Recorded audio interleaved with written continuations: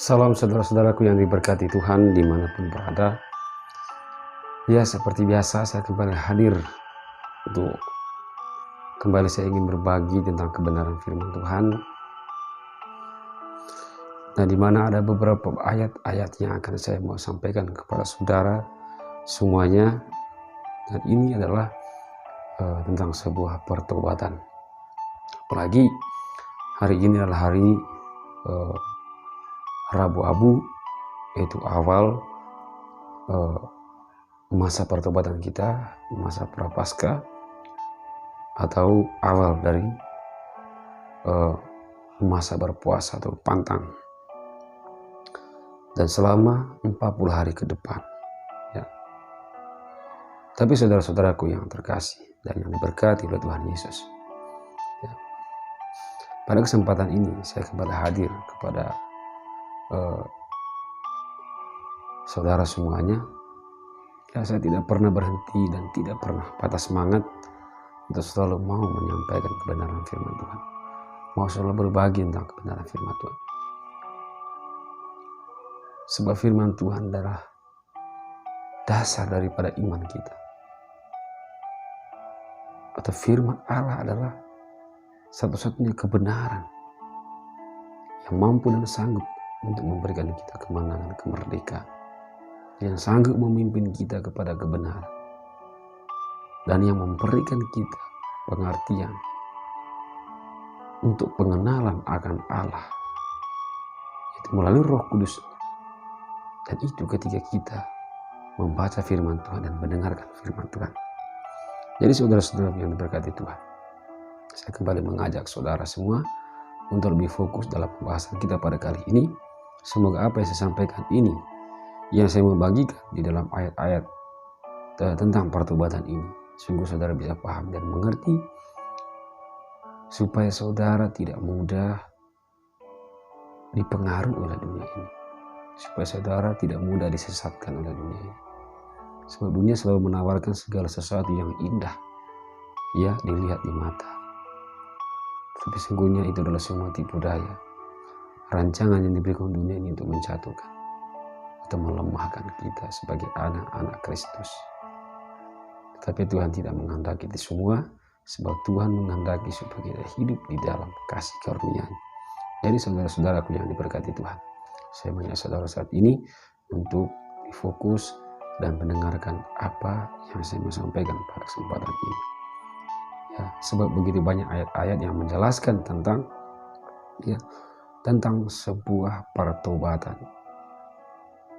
Nah, saudara-saudaraku yang diberkati Tuhan, kita ambil dari Lukas pasal 15 ayat 7. Firman Tuhan berkata, "Aku berkata kepadamu, demikian juga akan ada sukacita di surga karena satu orang berdosa yang bertobat, lebih daripada sukacita karena 9 orang benar yang tidak memerlukan pertobatan."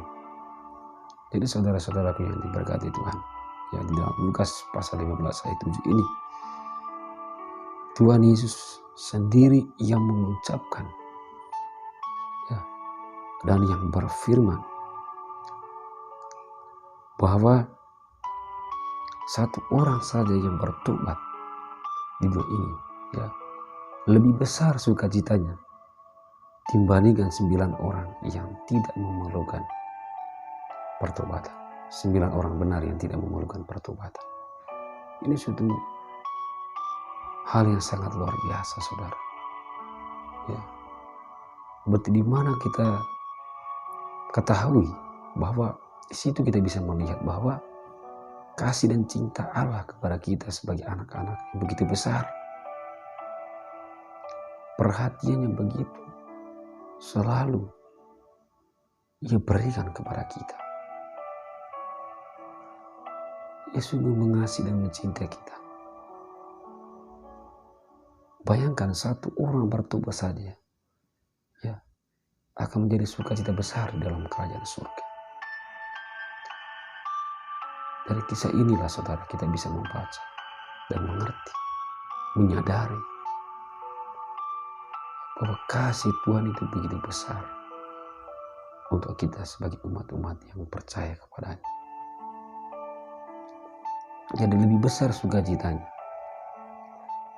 Satu orang ini lebih besar sukacita di dalam kerajaan surga dibandingkan 9 orang benar yang tidak memerlukan pertobatan. Jadi saudara-saudara,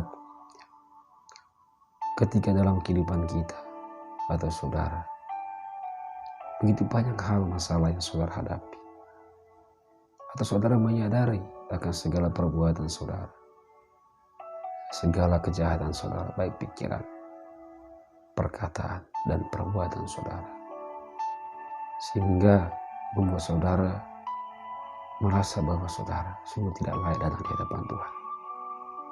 Saya juga pernah merasakan hal demikian.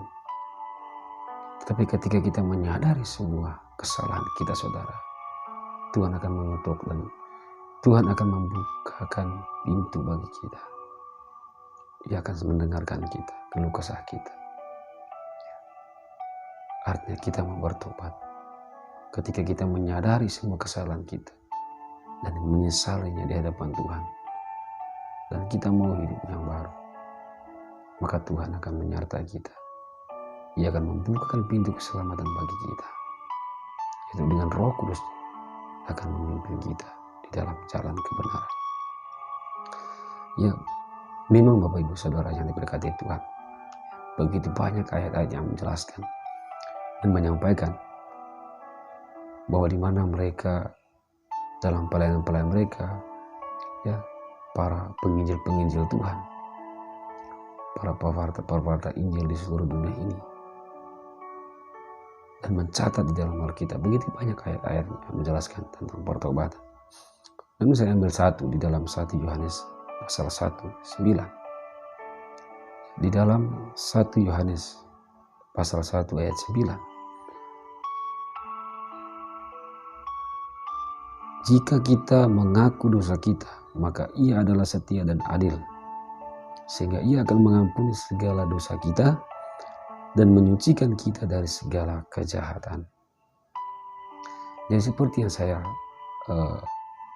katakan tadi, Bapak Ibu Saudaraku, bahwa ketika kita menyadari akan semua kesalahan dan dosa kita, kejahatan yang kita perbuat, artinya perbuatan daging kita, ya, ketika kita menyadari dan menyesalinya di hadapan Tuhan, dan kita mau mulai hidup yang baru, artinya kita bertobat untuk memulai hidup yang baru bersama Kristus, ya, Tuhan akan membukakan pintu bagi kita. Dia akan memberikan pintu keselamatan bagi kita. Ya, seperti yang di sini dikatakan, Ia akan menyucikan diri kita dari segala kejahatan. Ketika kita mau berserah diri di hadapan Tuhan, menyesali semua kejahatan kita, perbuatan kita di hadapan Tuhan, maka Ia akan menyucikan dan menguduskan kita dari segala kejahatan kita. Sehingga melalui Roh Kudus, ya, perlahan-lahan sedikit demi sedikit, ya, Roh Kudus akan bekerja dalam pribadi kita untuk mengarahkan kita ke kebenaran, memimpin kita ke dalam seluruh kebenaran. Dan itulah yang Tuhan kehendaki. Jadi Bapak Ibu Saudara-saudara yang diberkati Tuhan, apalagi hari ini, ya, di mana pada masa ini adalah masa Prapaskah, ya, masa pantang dan puasa. Saya berharap saudara semuanya pada kesempatan ini betul-betul menyerahkan seluruh kehidupan saudara datang di hadapan Tuhan. Menyadari semua kesalahan-kesalahan, perbuatan-perbuatan yang mungkin saudara lakukan selama ini sampai pada saat ini, dan mau hidup yang baru di dalam Kristus Yesus. Dan semoga di bulan ini selama 40 hari ke depan, ya, saya harap saudara lebih dekat kepada Tuhan, melakukan puasa atau pantang, ya.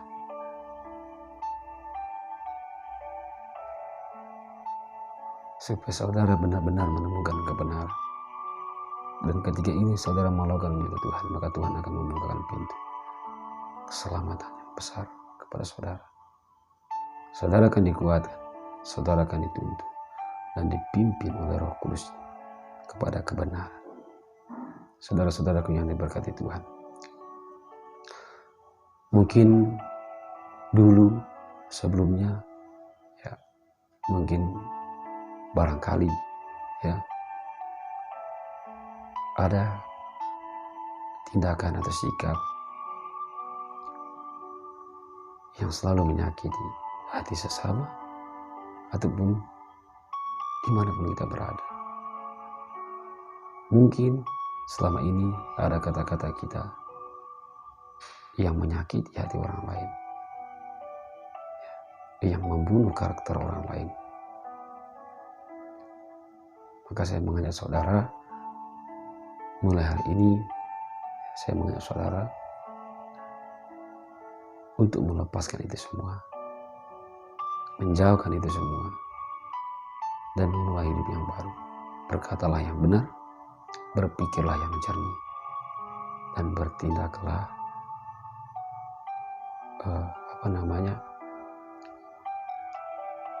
sesuai dengan situasi dan kondisi. Artinya lebih berhati-hati dalam menyikapi segala sesuatu. Lebih berhati-hati ketika mengucapkan sesuatu kata atau kalimat. Ya, juga dalam pikiran. Nah, saudara-saudaraku yang diberkati Tuhan, inilah saatnya, waktu yang tepat untuk kita mendekatkan diri kepada Tuhan. Untuk kita lebih fokuskan diri kita kepada kebenaran itu. Dan mari kita sharing bersama.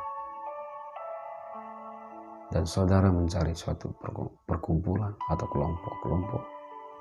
Ya, tentunya adalah kelompok-kelompok yang selalu berbicara tentang kebenaran firman Tuhan, yang penuh dengan kerohanian di dalam kelompok itu. Dimanapun saudara temukan, silakan bergabung untuk mendalami iman saudara, untuk mengenali Tuhan dengan benar. Ya. Supaya saudara mengenal Tuhan itu tidak setengah-setengah.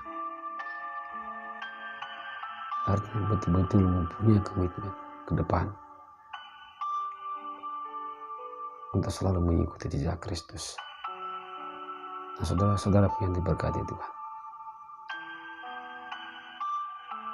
lepaskan segala hal-hal keburukan-keburukan, baik sikap, perkataan kita selama ini yang mungkin seringkali menyakiti orang lain. Tinggalkan dan memulai hidup yang baru. Seperti yang Tuhan Yesus ajarkan, bahwa kita harus mengasihi sesama. Hiduplah dengan penuh kerendahan hati, ya, mengutamakan orang lain daripada diri sendiri. Jangan meninggikan diri, tapi kita harus tetap rendah hati.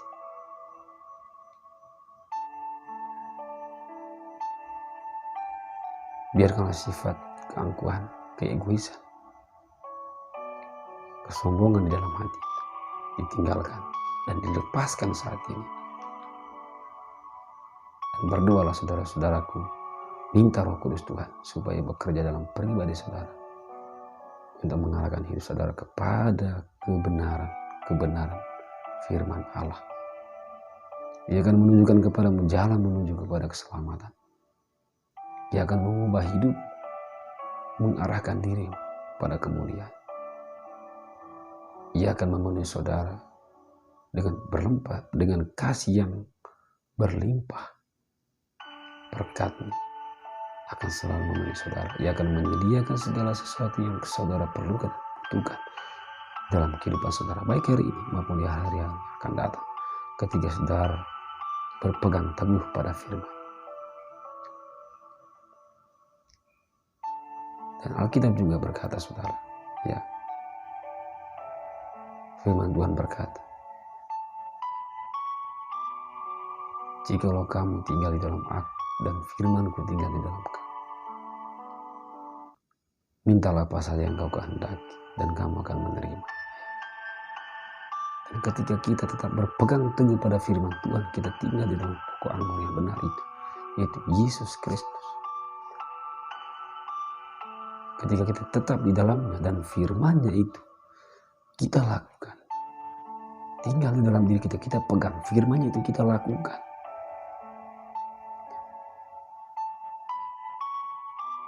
Mengasihi sesama, menyembah Tuhan Allah dengan sepenuh hati, dengan segenap hati, jiwa dan tenaga, segenap akal budi. Firman-Nya menjauhkan diri kita dari segala hawa nafsu, keinginan daging, keinginan dunia yang membawa kita kepada maut. Itulah firman yang harus kita pegang.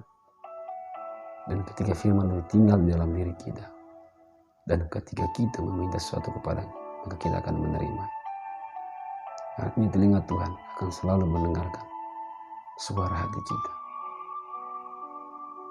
Tangannya akan selalu menopang kita, menuntun kita, dan kuasanya selalu memenuhi hidup kita.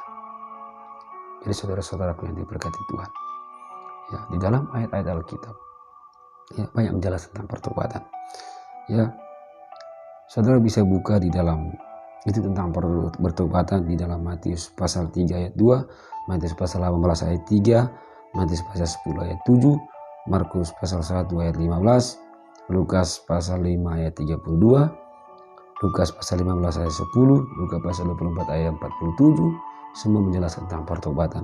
Juga di dalam Kisah Para Rasul 2 pasal 2 ayat 38, juga Kisah Para Rasul pasal 3 ayat 19, juga Kisah Para Rasul pasal 11 ayat 18, Kisah Para Rasul di pasal 17 ayat 30, dan Kisah Para Rasul di pasal 20 ayat 21. Ya, semua menjelaskan tentang pertobatan. Juga di dalam Kisah Para Rasul pasal 8 ayat 22, dan di 2 Korintus pasal 5 ayat 17. Semua di sini dijelaskan tentang pertobatan. Saudara bisa buka, bisa baca satu persatu ayat-ayat yang sudah saya sampaikan tadi. Ya, semoga dengan itu saudara, ya, akan semakin terbuka pikiran hati saudara untuk lebih serius, ya, untuk lebih serius memenuhi panggilan Tuhan dalam hidup saudara, terutama adalah untuk melakukan kehendak Allah dalam tindakan saudara, dan utamanya adalah untuk memwartakan firman Tuhan, supaya saudara bisa dipakai oleh Tuhan untuk menjadi penginjil, menjadi saksi. Saudara-saudaraku yang diberkati Tuhan, semoga apa yang saya sampaikan ini, tentunya tema kita hari ini adalah tentang pertobatan. Semoga mulai hari ini ataupun di hari-hari akan datang dalam masa prapaskah ini, ya, masa puasa ini, pantang ini, saudara benar-benar melakukannya dan buktikan itu di hadapan Tuhan, ya, supaya Tuhan memenuhi hidup saudara berkat dan kuasa, memenuhi dan dilimpahkan dalam kehidupan saudara segala kasih karunia untuk membawa saudara kepada kebenaran. Saudara-saudaraku yang diberkati Tuhan, semoga ini semua, ya, yang saya sampaikan ini, saudara bisa mengerti dan memahaminya dengan benar. Dan Roh Kudus Tuhan bekerja untuk memberikan pengertian itu di dalam pikiran saudara, di dalam akal budi saudara, dalam hati dan jiwa saudara. Biarkan Ia yang bekerja dalam pribadi saudara untuk menuntun saudara kepada kebenaran. Dan semoga saudara bisa menjadi berkat bagi semua orang. Tuhan Yesus memberkati.